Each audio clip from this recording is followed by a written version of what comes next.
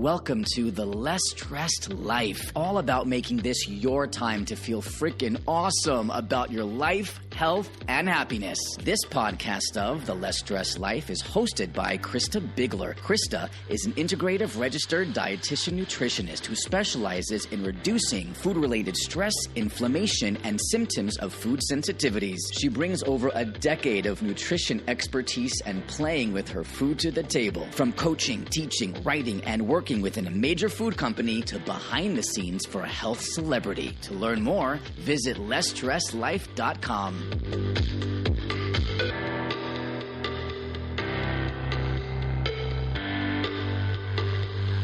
Hey there. Thanks so much for joining me today. I just want you to know how much I appreciate you joining me and spending this time together. I'm going to try something new and offer others to share their kitchen ninja tips with us on this podcast. I'm curious to know if you like it or if you'd prefer that I just share my own kitchen ninja tips. You can let me know hello@kristabigler.com. You can leave a review here. If we're friends, you can reach out, whatever you want to do. If you just want to let me know if you like hearing other voices, awesome. And today I asked someone who has a sugar intolerance to share a little bit of her story because we're on this topic of allergies, and someone that's allergic to everything, Lesly Rae, she has an interesting story. And I just wanted to bring more light to this not very well-known condition. I've seen pop culture references in big news outlets about the woman who lived inside her whole life because she reacted or she was allergic to everything. This is probably the condition they were talking about. So I just want to bring more empathy and knowledge around this topic. And so I can't wait to share this with you. Hi, my name is Kristen from Kristen'sKitchen.com. I recently met Krista of Less Stressed Life podcast at a food conference, and she asked if I would share this week's kitchen ninja tip. Smoothies are a great opportunity to get some good protein and fiber as well as healthy fats into your day, especially if you are on the go in the morning. Unfortunately, the majority of smoothies are filled with way too much sugar. I have a cane sugar intolerance and my body doesn't handle sugar or too much fruit sugar very well. So I make all of my smoothies without fruit, and you'll be shocked to know what my main ingredient is. I love adding frozen zucchinis to my smoothies instead of bananas. Bananas add lots of unnecessary sugar, and ice can often water down your smoothie. Frozen zucchini thickens your smoothie up just like a banana or ice does, and it won't add any excess sugar. Plus, you can't even taste the zucchini. It adds extra veggies and is great in any smoothie. Just wash and cut your zucchini into 1-inch rounds and place them in a Ziploc bag in the freezer. Happy smoothie making! Okay, today I am going to be geeking out a lot over this interview, and I hope you guys are really interested as well. We're interviewing Lesly Rae, who is an herbalist, health nut, and self-taught mast cell maven. Oh, I'm excited for you to learn what this is. After using her knowledge and gifts to stabilize her own mast cell and histamine disorders, she turned her efforts to helping others stabilize theirs as well. So, what is mast cell disorder?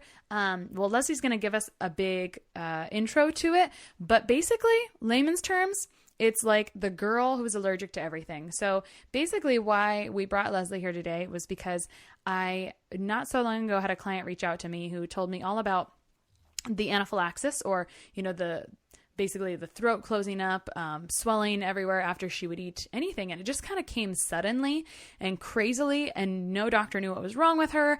And it was awful. She was covered in head to toe in a rash all the time.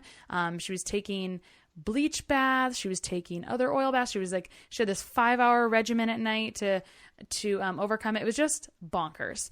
And because of the networks that we're in sometimes, she sounded like she had this mast cell disorder, which, everyone says is very rare. But, since I met her last month, I've encountered about 5 others. So it must not be that rare. And so Lesly is someone I've looked up to for a little while. She has a great Facebook page, and we'll tell you all about where to find her later, but it's Unique Healing.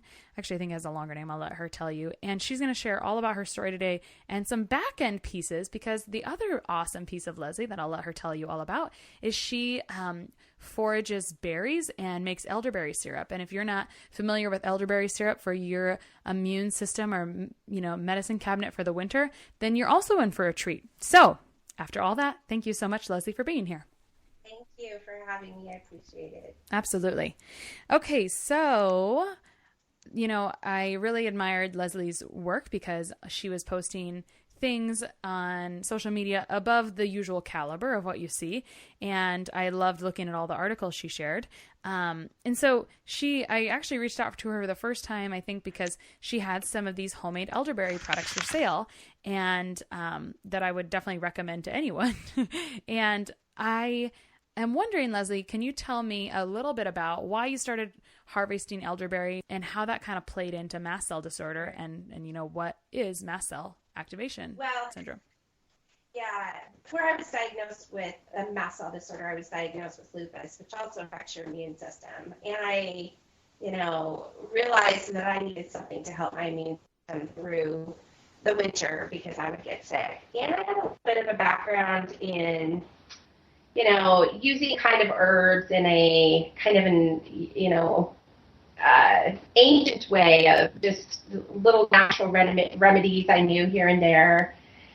And started using those elderberries, and it was really interesting because, I knew they were in my area. I had moved here to North Idaho about a year prior, and knew they were here, so we went out and foraged them.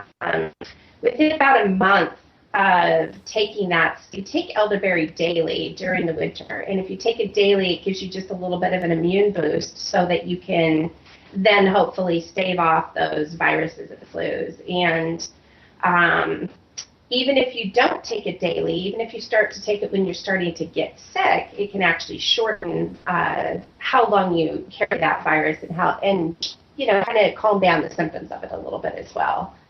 But I noticed, because at that point in time I'd been diagnosed with mast cell, that within a month of taking it, my mast cells were really, really calm, and I was significantly better. So I knew something had happened to shift those mast cells as well, and that's kind of where my journey with everything started, was just learning to rely more on the plants that were around me. I was an herbalist and a forager already, and when mast cell disorder come on, just like you mentioned, it can happen very quickly, and it's very scary. So oftentimes people get on a lot of medications very quickly, and I was on 14 at the time. So to go back a little bit, let's just tell everyone kind of what mast cell activation syndrome is. What does it feel like, and how do you know that you've got it? Because this is a big ball of stuff. It is. It's very multi-layered. It feels like exactly like you said. You are allergic to the world, and that's how I used to explain it to people. I was allergic to everything. Everything I put in my mouth, anything I could smell, it didn't matter. I was pretty much having anaphylaxis to just about everything. It was very scary. It's terrifying, and people end up in that situation. It really puts your whole life on hold, and really you just have to dig in and figure out what do you need to do to get past it. And that's a very, very difficult part. It's just how life is. I mean, I did it without kids on board. My kids were older. They were teenagers. They could fend for themselves. I have a lot of empathy for these, like young mothers that have this issue. So mast cells are part of our immune system, and they're actually really working for us. It's just that in these certain situations, they just go a little bit overboard. But say you get a cut on your arm, you're going to have mast cells respond to that because they have compounds in them that will spill out, like histamine and other compounds that will spill out and help to actually heal that wound. The same is true if you, say, take in a food that you're allergic to, or are exposed to maybe a chemical or something. So that's why people get all of these different reactions in all these different areas, because the mast cells are responding and trying to protect them. Okay, so to take it a step further outside of the science, which is very relevant and important, you feel like you're allergic to everything. Are you in the hospital all the time? Do your doctors know how to treat you? How do you find out that you have mast cell disorder? Yeah. Well, back when I was first diagnosed, it was pretty rare. It's really, I agree with you, it does not seem to be so rare anymore, and I have some hypotheses about that. But most people go through many, many, many, many doctors before they can find help. And that was the case for me as well. I was lucky in the town that I live in to have a fantastic allergist that actually knew what mast cell disorders were and recognize it and then send me on my way. So I had to actually travel outside of my home state to get diagnosed, but there is a long path for people usually where they are not recognized by allopathic medicine and they're not helped by medicine. And it's pretty traumatic because you end up in the hospital. I was in the hospital, usually 3-4 times a week. Yeah, that's a big deal. And if you're in the hospital and not really sure how to treat you, and I think there's some definite, heart issues that can go along with that as well. Yes. So if you're not really being treated properly, it's a disaster very quickly. Exactly. And so when you hit this turning point, I mean, all of a sudden, do you wake up allergic to everything? Does it slowly kind of come on? And then all of a sudden, bang, it's full blown and crazy? Or how does it start? So not only with my experience, but the experience of those of my clients, it can do both. Most people look back and they see that there was kind of a slow, gradual change, but then for other people, it can be very, very sudden. That's not unusual at all.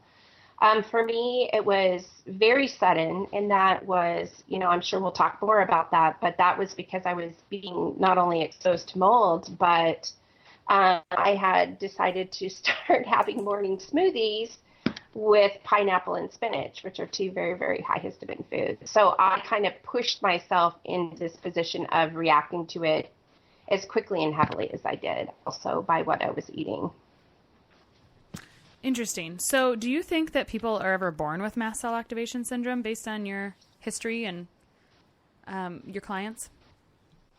I think that there is a genetic component for sure. I don't expect that they're going to find a certain gene. What I see are many, many genes that are putting us in a position where we're just really, really sensitive to the world and the toxins around us and what's going on in the world. And I kind of see us as the canaries in the mine.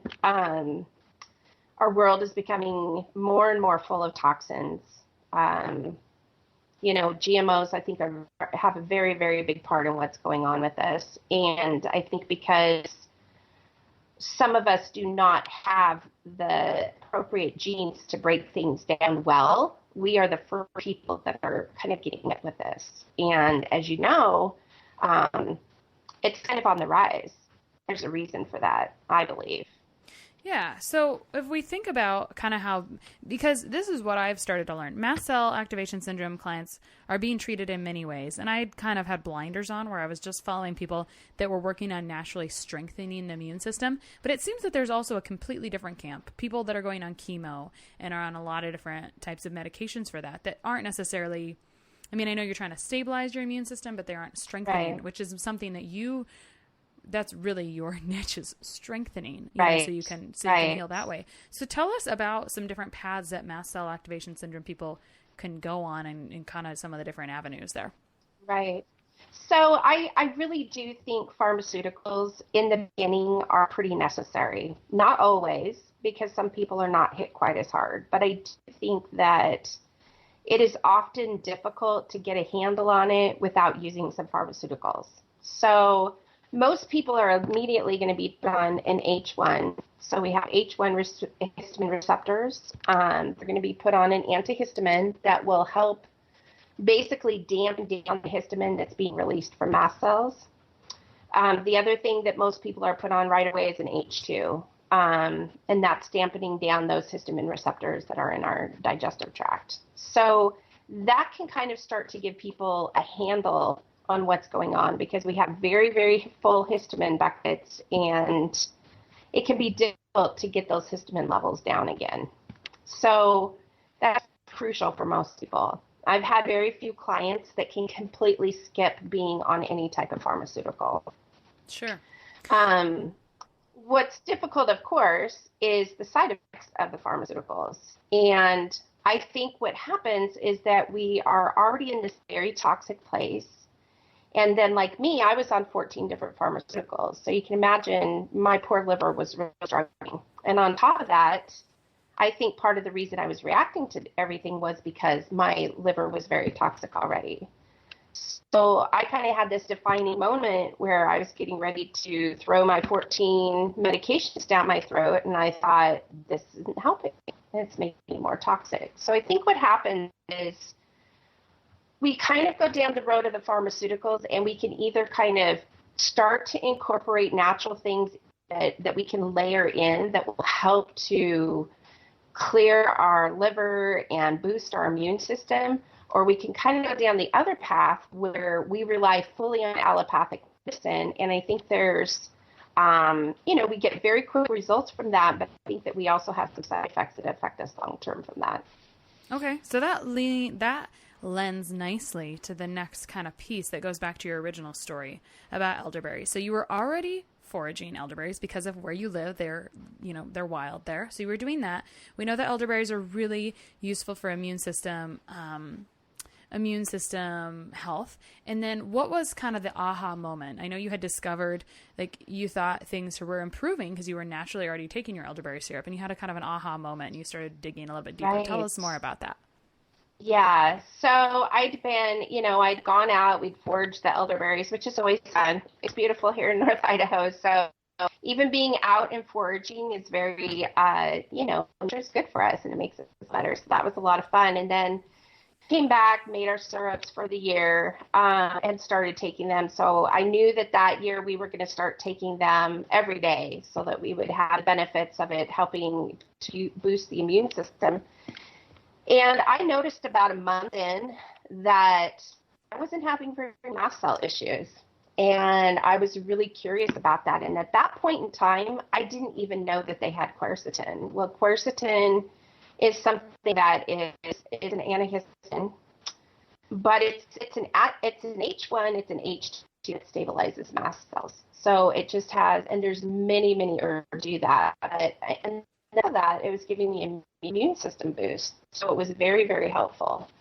So I started doing a lot of research into what is it in the elderberries that is helping so much, and kind of started speaking out into the mast cell community about the benefits that I was having. At that point, people started wanting me to come for them too. So that was the very meager, humble beginning. Of how this all started. So the elderberries have been amazing. And something interesting about your elderberry syrup that I didn't know was that you're putting star anise in there. Can you tell us a little bit more about why you use that when you're making your own products? Yeah. I tried to come up with a very synergistic blend of things that could help people absorb, which is why it has black pepper in it, which is kind of unheard of. And then I also use star anise because the compound in star anise is actually what inspired Tamiflu. So I put a lot of things in there that give additional boosts to your immune system, and also things like ginger that I put in there helps if you're actually in the state of having the flu. It can actually really help the symptoms that you're having. And that's interesting because some immune boosting things seem to not be so effective unless you've been taking them for a long time to really strengthen it from the back end. But if something can help you while you're in duress, I kind of see that a little bit. Like people will they'll have a viral thing and they'll say, oh, I'm going to take probiotics, which is fine. Doesn't hurt anything. But it works a little bit better when everything's strengthened beforehand. So. Right, exactly. And that's the best way to use elderberry is to keep yourself from getting sick in the first hand. Last year, I actually ran myself short. I was filling so many orders, and I thought, well, I've been doing a lot better. I'll just, I can sell the rest of what I have, and I'll just use it if I get sick. And last year, I ended up with pneumonia. So that was very clear to me, and that was partly because the flu that we had last year, and I don't know if you know anybody that had it, but it was hitting people very quickly, and people were catching the flu like within 48 hours of having the virus. So if you use elderberry when you first get sick, yes, it's going to work, but it takes a while to get in there and kind of catch up with what's going on, is what I think. Yeah. Yeah, I had forgotten about that, but I remember the flu often. I work with pretty complex medical cases sometimes, so I was familiar, and I was kind of in my periphery that there was a lot of people that were having flu and pneumonia coupled, which is bad news. So it's like a super bug. Yeah. Superbugs. Right. Whole nother topic there for sure. So when you were kind of, going through this at first, I mean, your natural kind of lifestyle was, intersected a major tragedy almost in your life. But what other resources did you look to help you get through this in the beginning? I literally had nothing but Facebook. There was very little even on the internet. I can remember the first time I went on to Google and searched mast cells, and actually at that point, you wouldn't pull anything up within mast cell. Like, this is how different it was like 5-6 years ago. There was nothing when you pull up mast cell. But if you add mastocytosis, which is, a partner diagnosis that you could get, it's one or the other that you're dealing with, then I would get a couple of things to come up. So at that point, there was really nothing. There were really no resources for me except for a few Facebook groups. At that point in time, there were only 3 Facebook groups. And there was, I don't know if you heard, Low Histamine Chef, which now Healing Histamine existed at that point as well. That's where I learned. Yeah, Yasmina is like amazing. So, and kind of, she's incredible, and that's where I got, honestly, she and I are very aligned in our belief systems. So I did get from her, and there's a group in particular that, was very, very good for the scientific side of things, so I could understand scientifically what was going on, and that was Mast Attack.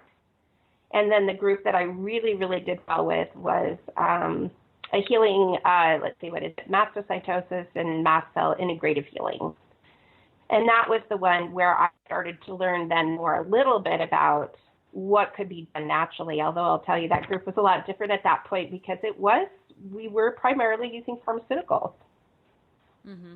Yeah, that's interesting. And so just to kind of go back, you said that you and Yasmina, or Yasmina from Healing Histamine, which is her now name, align a lot. And that's because you both, I've watched some of her stuff as well. It's because you both align with strengthening, instead of just avoiding and trying to mitigate it and manage it. It's really about strengthening, the back end. So your body can try to manage it because our bodies are amazing.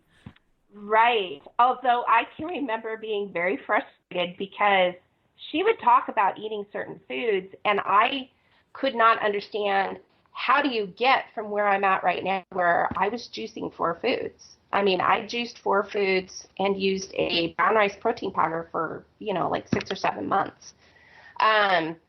So to read that, I couldn't understand between how do I get from here to there. And that's where I'm trying to come in and help people understand all those baby steps it takes to get from the point that you can't eat anything or you have less than 10 foods, which is fairly common, unfortunately, to now I can pretty much eat whatever I want, including very high histamine foods that are, fermented and stuff.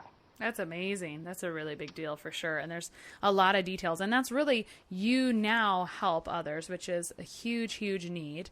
And I'm sure, I've actually seen people from all over the U.S. talking on your page because there isn't a lot of resources. Speaking of, we were talking about, you were really lucky to have an MCAS literate sort of allergist, which is great, in your hometown. And by the way, studying immunology is like, it's a whole nother realm. It's incredible, isn't it? Yeah, it's my head hurt a lot when I first started studying immunology. But I find that it's been so rewarding because that's exactly, I'm not working with mast cells so much. I'm working with other food issues that start to manifest as chronic low-grade inflammation, but still all immune related. And it's incredible. Right. I feel like a lot of stuff goes back to immune system. But to get back to... Absolutely. Yeah. So are you aware of any efforts to help get doctors up to speed with MCAS? Do you see more effort put forth and more competence going on, especially as you work with your clients, on how that's done? Because I know that even some of the diagnostic methods aren't so perfect, which is, Right. common, but. Right. Yeah. Yeah, the lab testing can be kind of tricky. And what I find a lot with my clients is that, and I was, like I said, I was fortunate to have this situation myself where I had an allergist that knew about mast cell disorders. That was about it. He didn't know much more than that. So we learned together. I had a very humble, very kind allergist that was willing to listen to what I was learning, and we kind of went from there. That's really what mast cell clients end up having to do. People that are suffering from this really normally have to educate themselves and then find doctors that are willing to learn alongside them. Yeah. It's becoming less that way because people are waking up. Doctors are starting to pay attention. They're getting more comfortable with what happens and recognizing the signs. So we've come a long ways. We really have. But it's difficult. It's still difficult. And that's, another big piece of what I do is I really want people to learn to advocate for themselves. Yeah, for sure. And I resonate a lot. I heard an allergist speak a week or two ago at a conference, and I asked him about mast cell, and he said, yeah, but that's so rare. And I'm like, oh, sure. Sure. Okay. That explains the rest of your presentation. Yeah, really. And I do really think that mastocytosis is still rare.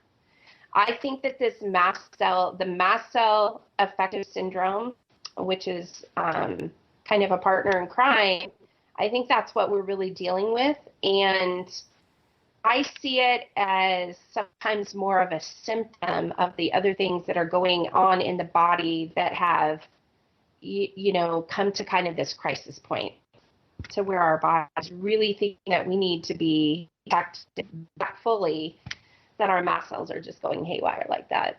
Mm-hmm. So earlier you kind of talked a little bit about genetic predisposition with mast cell, and I've probably said this before, and you probably have your own analogies as well. We have this predisposition, and then there's triggers that can kind of launch it, right? Like your genetics, load the gun and we pull the trigger. And so I had asked you earlier about what you thought was your trigger, and what are some triggers that you see in your clients? Yeah. There's quite a few. I would say the two biggest ones are mold exposure and Lyme. So I would say probably, this is just a number off the top of my head, but I would say a good 75% of people are dealing with either one or the other, or sometimes both. And that can push you into what's called CIRS, chronic inflammatory response syndrome. And that's very, very often where I see that crossover into that. Now you're having mast cell disorders as well. Mm-hmm. And I'm not sure if you're familiar with Jill Carnahan, but she's really got a good handle on what's going on there. Yeah, I'm familiar with her name, and that is really interesting. There's a lot of, I don't know if it's because I spent a lot of time researching Lyme's for a while, and now I'm kind of out of it. I think we go through phases on what we're really researching hard at the moment, and Lyme's is kind of next on my I did some work on it, and I decided, all right, I got to get back to my current clients, and then I'll come back to it, because we know that Lyme's is really kind of increasing. We've got another tick that literally the Lone Star tick that's causing a red meat allergy, and that's a legitimate thing. It's so weird. And so we just, we have to be conscious of these stressors on our environment. We take a lot of things for granted. And we stress our bodies out a lot, and our bodies take it. And then it's just kind of, what's the straw that breaks the camel's back, really, that makes it kind of explode. So, exactly. Yeah, really interesting. And I will say that the client I had also, we had discussed, there was a long-term chronic mold exposure in the trailer house that she lived in. So, and that kind of stuff lays silent and quiet for a while. And it's a hard thing. It's a hard thing to work through. Yeah. Yeah, I too have been exposed to mold for a while, but I think what happened for me is that I had mold exposure, and then I had a couple of surgeries. So, and then at that point, I think that having the surgeries, you're taking antibiotics before you can go into the surgery, and you come out of the surgery and you receive another IV push of more antibiotics, and then you're taking them when you get home for a couple of weeks. And I really think that the two coupled together was the breaking point for me. Mm-hmm.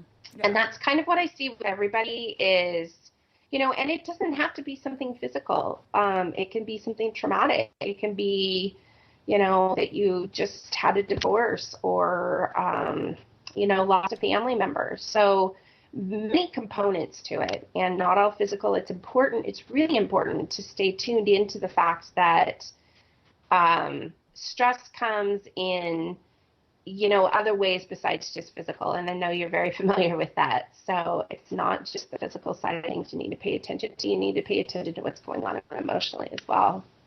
I appreciate you mentioning that so much. You're speaking my language, because I definitely see that, everything we're working on is more than just a physical piece. There's a lot of stresses and we discount stresses. I probably say that a lot on my podcast, but hopefully it will sink in a little bit, because we all have to kind of have those gut checks. And so I was wondering, is that kind of your gut reaction, or do you have another gut reaction of what you tell someone to do if they know someone that has a story similar to yours, or they're really kind of having like, oh my gosh moment, I think I know somebody with this, or even just from the herbalist side, the way you practice strengthening from the inside out, what's kind of your message that you want to leave people with today? Well, I think first you do need to reach out and you need to find somebody that will help you, because this is a deadly disorder. We've actually lost 7 people in the last 6 weeks in our community. So this disease does kill people. So I think it's important to have a whatever kind of medical team you can get together that can help support you in that way. And then the first thing I do with people is just to try and calm the autonomic nervous system, so we're not in this fight or flight mode all the time, which is kind of a precursor to this. And then begin healing the microbiome. And those are the two best things that you can do that can really start rebuilding your system. And of course, while we're doing that, we have to pay attention to, we're going to be responsive to high histamine foods because mast cells are dumping histamines into our body. So there's some huge dietary changes that usually need to go on for people as well. Yep. It's like one thing at a time. We have this eye on the prize.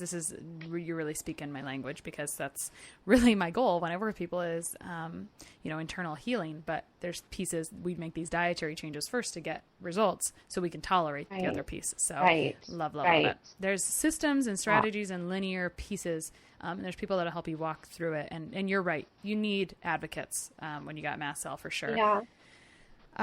I appreciate so much that you were able to share this story with us, because I think it's one that needs to be told. And the beautiful thing about podcasts is over time, people are going to go search for information on mast cell. And I hope that they find this interview and find some consolation from it.